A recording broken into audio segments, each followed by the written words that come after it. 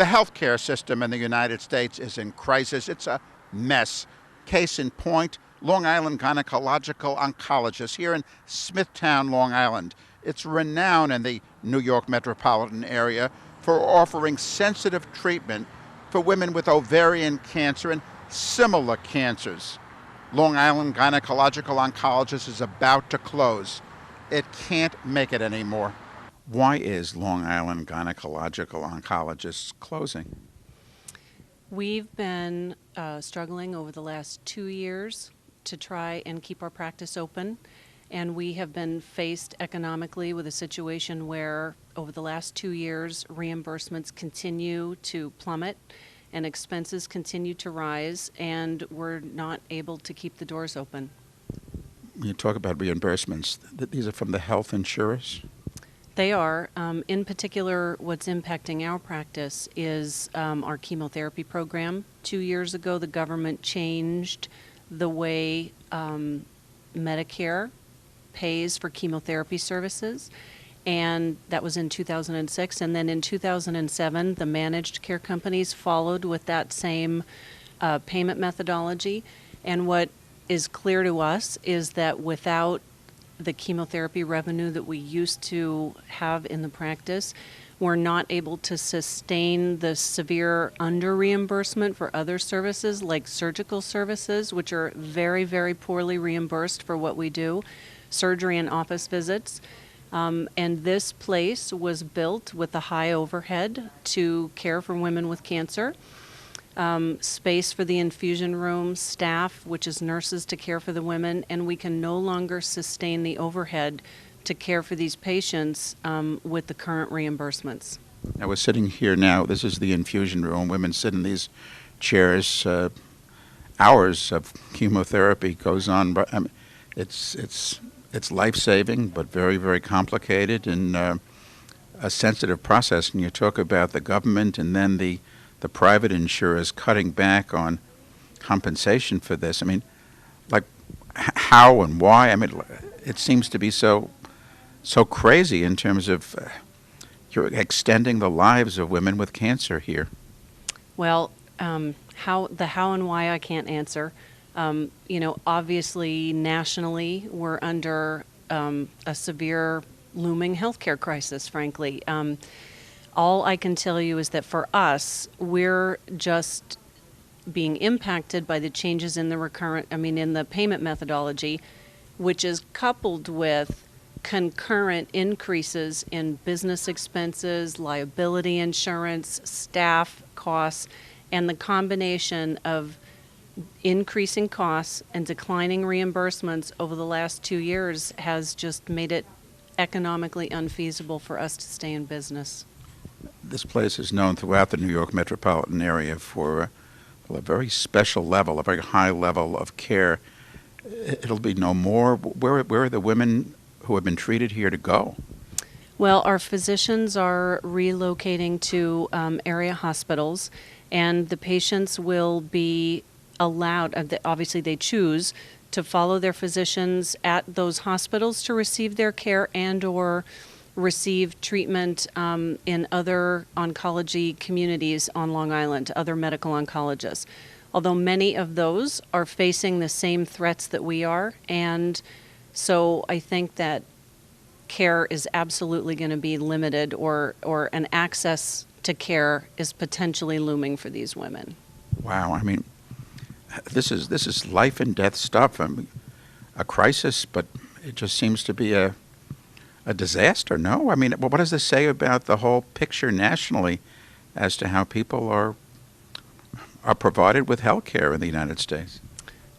The healthcare system in this country is facing immense challenges. I mean, it's bigger than us to try and solve the problems, but the cancer community, not just GYN oncologists, but other cancer caregivers are facing the same challenges that we are, and it will spread the severity of the challenges to other areas in healthcare. And I think that 2009, honestly, is potentially going to be worse than 2008, and you'll see more practices like ours closing. Dr. Robert Sem Lear is leaving his office here in Sag Harbor. He can't make it any longer here in this community in which he grew up, where his father was a doctor for decades, too. Dr. Robert Semler, you're leaving Long Island because of the problems of a physician making it on Long Island. Well, it's just too economically difficult to keep the practice afloat. We've been struggling for the last 2 years, and we finally gave up. Private practice, I think, is difficult at best, but there's kind of a perfect storm on the East End because of the high cost, what are called rural reimbursements, malpractice. It's just a whole host of factors that make it very difficult to survive. Can you elaborate what rural reimbursement it's called? Well, the Medicare and different insurance companies have a different pay scale, depending on whether you're in a city, which is assumed to be a high-cost area, or a rural area, which is assumed to be a low-cost area. Unfortunately, we're a resort area, so the cost of living is very high out here. So that's what I mean by rural reimbursement. But medicine has changed. Our prices are controlled by third-party insurers and by Medicare, and they don't go up just because our costs go up. What's been particularly tough over the last several years has been the emergence of the third-party insurers, HMOs, as really the prime source of income for physicians. They deny payments. I would guess that about 25% of our claims are denied the first time around. They restrict medical care and access to care. What they do is they second-guess doctors and require pre-approval for many tests. It's a very difficult struggle, especially as an individual solo practitioner against corporations with deep pockets. My fervent wish is that what will come out of this whole mess is that we get rid of the third-party insurers and come up with a national health care system. Now, you grew up in Sag Harbor. You're from this area. I grew up in Sag Harbor. My father practiced here as a GP from 1952 to 1992. I've been here since 1981. And you're going to upstate, well, sort of mid-state New York. Yes, it's Hudson, New York. The hospital that's employing me is Columbia Memorial Hospital. They have a very nice network of employed physicians so that I can do medicine without worrying about keeping a business afloat. But how do you feel about leaving your community, your home, taking your family that has been with you for so many years here to Hudson, New York? Well, I'm sad, of course. We really don't want to leave, but we don't have a choice because we cannot afford to keep the medical practice A open. lot of people have been talking about a change in the medical system in this country for many years. It just doesn't seem to be happening. There seems to be a stranglehold that these special interests have on the government. I don't know why we can't dislodge these people, but it's an evil system. Doctors aren't happy. Patients aren't happy. It's a terrible way to do medical care. If you would be asked to go to a medical school and speak to aspiring doctors about their future, what would you tell them? Okay, I love medicine. I really don't plan to retire. So no matter what's going on today, it's a wonderful profession. I'm very happy that I've been doing this. I plan to continue doing this. They should ignore the economic realities because I think this will change in the future. There's a difficult time of adjustment right now. Courtney Orlando, how do you feel about your doctor leaving, Dr. Semler leaving you and your children? My family. I'm very sad. I hope we find someone, the other doctor here, and we'll find someone for the kids eventually. And it's sad that he has to leave this town. We really became part of like his family, and he knew everybody with us, and he'd always ask about my other kids and stuff like that when we'd be in the office. So it was nice having a family doctor. How do you feel about the American system of medicine if your doctor has to leave because of financial pressure? Oh, well, I totally understand because that's the situation I'm in. I grew up here. So we have a hard time here as well. It's very frustrating. And we pay a lot of money for insurance, and it's just sad that a good doctor like this has to leave. Dr. Jerry Schmidt, you're an obstetrician, and apparently obstetricians are particularly hard hit by the medical situation today. Yes. Actually, I'm an OBGYN who no longer practices obstetrics. I gave up obstetrics in 2003 because of the poor reimbursement and the escalating malpractice. I've never, knock on wood, I've never had an obstetrical lawsuit, but the premiums are so outrageous that just to cover your premiums with what they reimburse you requires you to do upwards of 60 deliveries a year, and that just covers your premium for your malpractice. You still haven't paid your lighting bill, your nurse, your salary, your rent, or anything else. So I gave up obstetrics because I just could not swing it. And what's your focus now, then, in terms of your practice? Just gynecology. I just do gynecology, which the malpractice is still high, but is significantly lower. Malpractice premiums for obstetricians right now, we're on about $186,000 a year. Like I said, with the reimbursement, so you can't swing doing it, especially in a solo practice. Now, women are still having babies. I mean, who is going to deliver? That's a very good question. There's dwindling. When I started in 2001, I moved out to the East End. There was 9 of us doing obstetrics at Southampton Hospital from 3 separate practices. We're down to only 5 doing obstetrics out of the Hamptons Gynecology Group. I no longer do it. Dr. Collins has given up. Dr. Shul has moved out of the area. Dr. Nizam has moved out of the area. Dr. Ott and Dr. Hunt have both stopped doing it. So we've dwindled and dwindled. The numbers of deliveries haven't dwindled, but the amount of people doing it has significantly dwindled. I mean, and this is a national pattern? Yes. Every journal you get from the American College of OBGYN, all asking, they're taking surveys, are you decreasing the amount of obstetrics you do, are you decreasing high-risk patients, all because of the escalating prices of malpractice.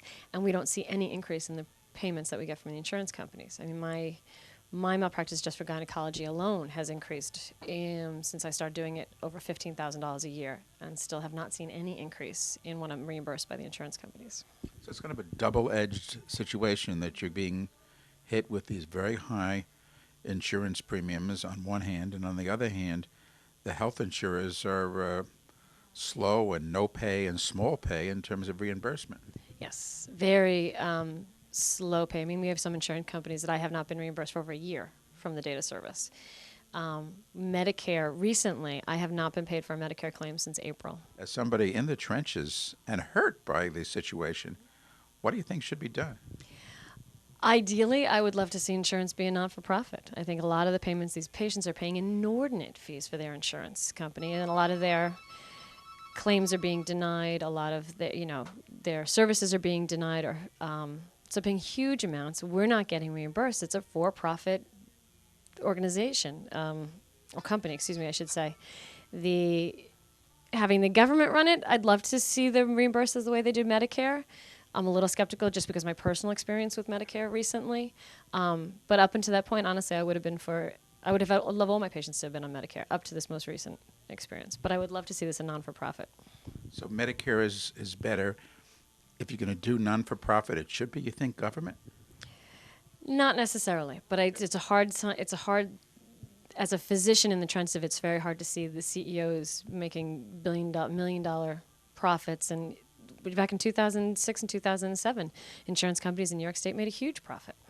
Yet there was no increase in reimbursements. There was no decrease in patients' payments and premiums. The people in the trenches at the tail end of it saw no benefit from that huge profit. If you had to make a decision again as to whether you would go into medicine or not go into medicine, what would be your decision? I love what I do. And I actually teach medical students here. And I love what I do, and I tell them the same thing. You really have to love what you do. The medical mess also affects alternative medicine. Dr. Robert McBarb is a chiropractor in Watermill. How's the situation affecting you, Dr. McBarb? Well, like all other areas of healthcare, the insurance companies keep cutting back the payments to doctors in their never-ending effort to reduce the cost of healthcare but the insurance companies never look at what their overhead is. You know, you listen to Representative Ackerman in today's Newsday talking about, well, gee, the corporate bigwigs from GM and Chrysler and Ford all flew to their bailout meetings in their corporate jets. The most expensive cost in healthcare is still the insurance companies themselves and not what they reimburse the doctors. And it's very convenient for them to keep saying, well, we'll cut the doctors' fees. They've cut doctors' fees to the point where doctors are fleeing the state of New York and offices are closing. And we are going to be faced with a doctor shortage here in the state of New York of unprecedented proportion. Where's this money? I mean, it's administration. Where's the money going? I mean, people pay a lot for medical care. What are the insurance carriers doing with the bucks? Not sharing it with their doctors. They basically keep it for in-house costs and expenses and profits. In terms of supporting their clients when the people need additional care, what have you found about the attitude of these insurance companies? The insurance companies do make it very difficult, especially when someone has a higher level of need, such as a disc herniation that does take extended time to treat and treat well to make a non-surgical recovery. They want to see a patient well in a mere handful of visits, and physiologically, the body just can't heal that quickly as the insurance companies would like it to. And it is very, very frustrating, both from the doctor's and patient's perspective. They want you to do miracles effectively, and the body just cannot recover in the time frame that they feel is timely. The situation, you've been in practice a long time, the situation has gotten worse in recent years? Without a doubt, the situation is deteriorating steadily. It is getting harder and harder to supply people with the care that they need. It's a mess. What would you think could be done to deal with this situation? A few years back, the insurance lobbies were able to get through a bill stating that insurance companies could form provider networks, and if you're not in a provider network, they don't have to pay for care, so they force their insurees to go to doctors within network and to deal with their network requirements. Restore any willing provider laws, restore some patient rights, restore some doctors' rights, and the healthcare system can again start taking care of people instead of taking care of the insurance companies. Physical therapy is also often a vital part of health treatment, but it too has been hit by this mess in the healthcare system. Sinead Fitzgibbon here at the Manual and Sports Physical Therapy in Sag Harbor. How does it affect you, the healthcare situation?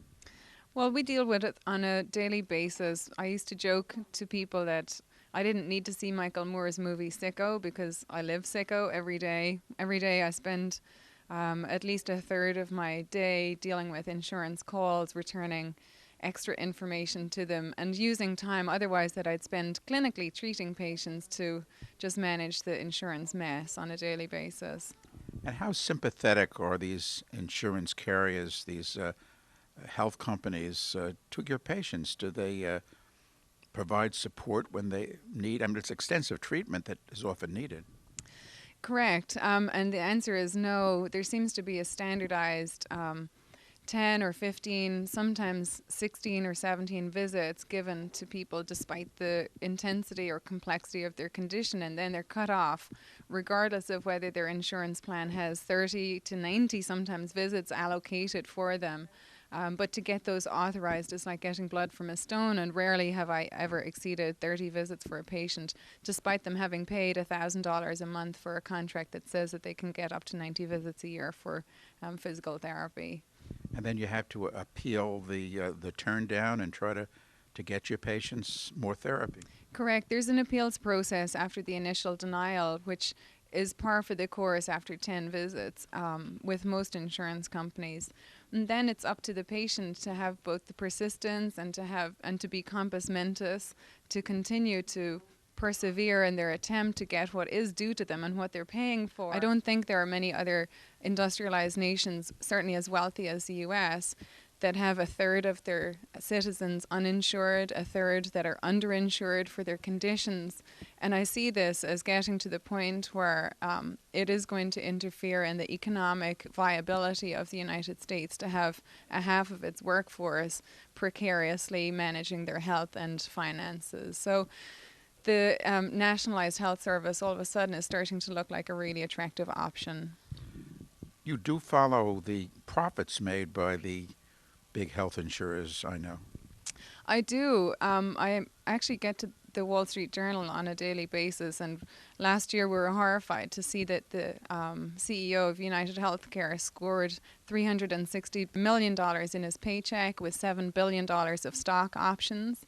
And this was at a time when we were getting a 10% pay cut from United Healthcare for our reimbursement. So while we're looking at trimming staff and cutting down hours and limiting our expenditures to the leanest point possible, the CEOs and executives are reaping massive profits, and the patients' costs of their insurance plans are just increasing on a double-digit basis annually. So that can't continue forever. It has to stop and swing back at some point. You think the solution is in some sort of government-run health insurance system? I think there's going to be a two-way street or two-tier system. The government is going to have to step in and provide some kind of lower cost, cover-all insurance program for major medical issues and for basic access to physical therapy, for example, for maybe 10 or 15 visits, and people will then be able to buy a supplemental insurance on top of that if they can afford it. And such a system now exists in the UK and Ireland. And again, my parents, as aging members of the community, have National Health Service entitlement, but they purchase a very inexpensive supplemental plan on top of it. And I definitely foresee something like that coming to fruition here. Now, Sinead, besides having a reputation as a, frankly, master in physical therapy, I mean, you have quite the reputation. You're also known as a compassionate and committed person. When you have to, in this field, when you have to tell one of your patients that, hey, we can't get any reimbursement anymore, we can't get any support from your health insurance, and these people can't pay, how do you feel?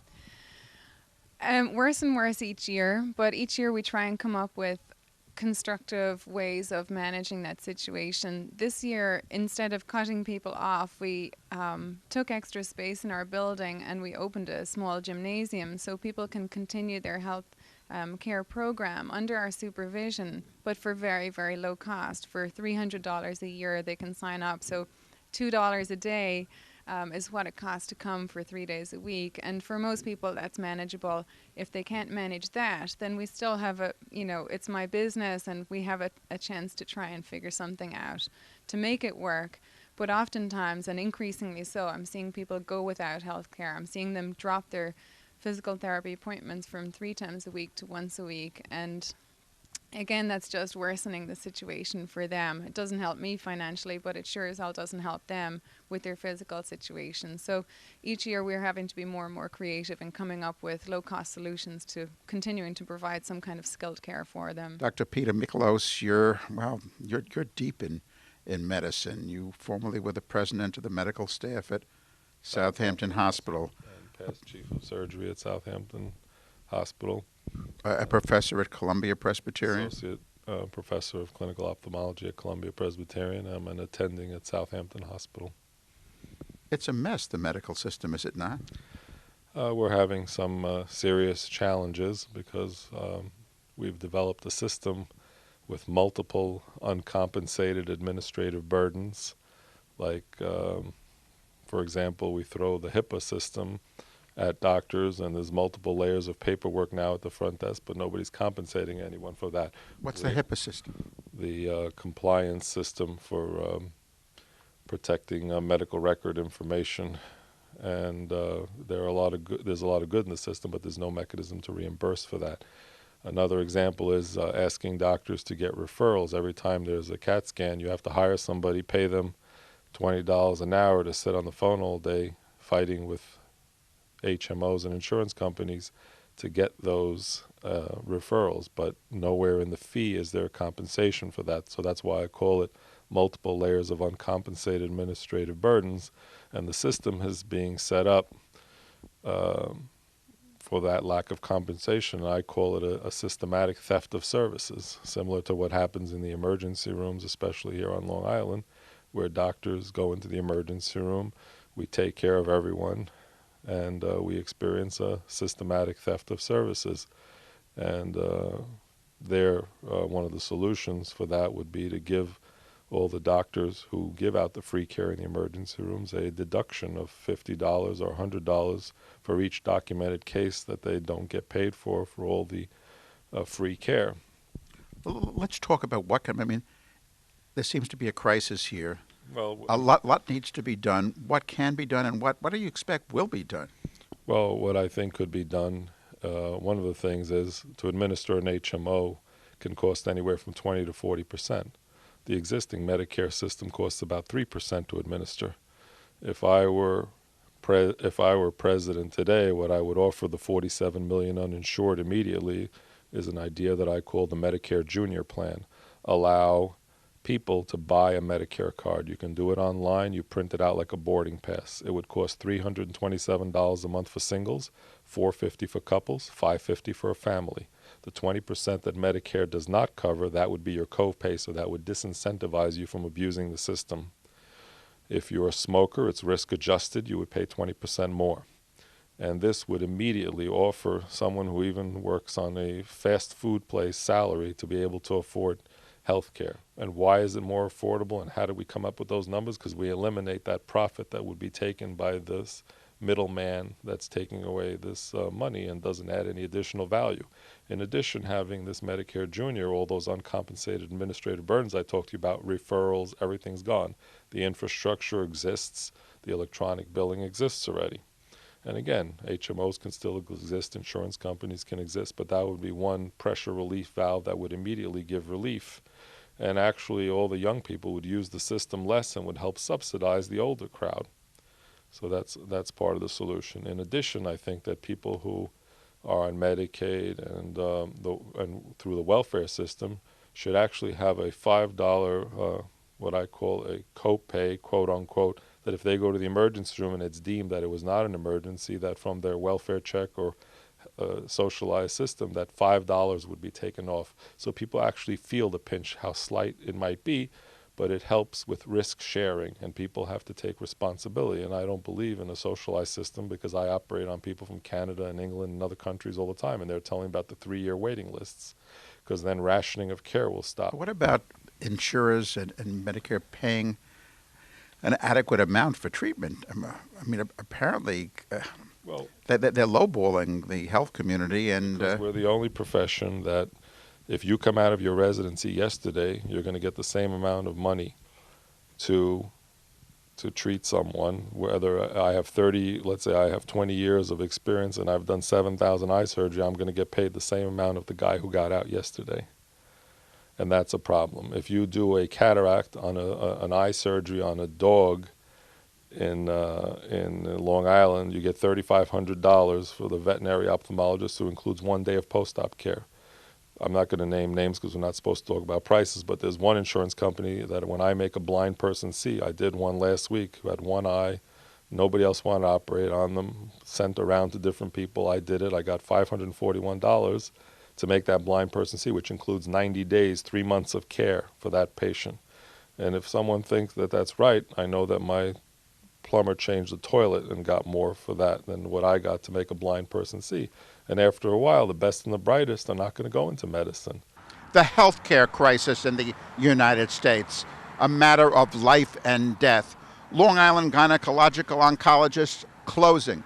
A primary care physician who could no longer practice. A gynecologist who could no longer deliver children. And the list goes on.